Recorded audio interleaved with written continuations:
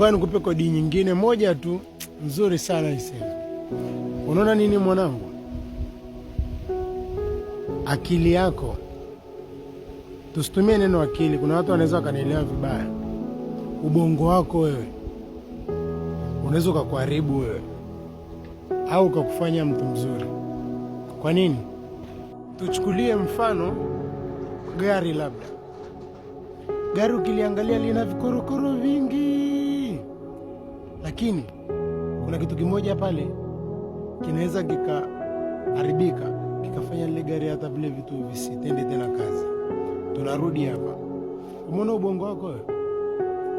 Ni kitu ambacho kinapokea taarifa kujua ni nzuri ama ni mbaya. Alafu sasa ubongo unarudisha majibu kwamba hichi kitu ni kizuri, hichi kitu ni kibaya. Maamuzi yanabaki kwenye kuchukua hatua. Hatua inachukuliwa na kitu gani? Kwa mfano, umeona kitu kizuri, si ni macho ameona? Akili ndio inatakiwa itoe jibu kwamba kile ni kizuri, ni kibaya. Macho anatazama. Ina maana usingekuwa na macho, usingejua kitu kizuri ama kitu kibaya. Kitu kingine, sasa hivi ukitaka kujua harufu nzuri lazima utumie pua. Alafu pua ikishanusa, pua ni kinusaji. Akili inatafsiri kwamba inatakuwa si itoe majibu kwamba hicho kitu ni nini, si ndio? Ina maana usingekuwa na pua, usingejua harufu hivyo vitu. Unaona nini? Wewe Mwenyezi Mungu baada ya kukuumba ulikuwa ushakamilika. Sasa ndio umekuwa chombo. Sasa hichi chombo, ili hivi vitu viende, vinatakiwa vyote vipeane ushirikiano. Sijui umenielewa?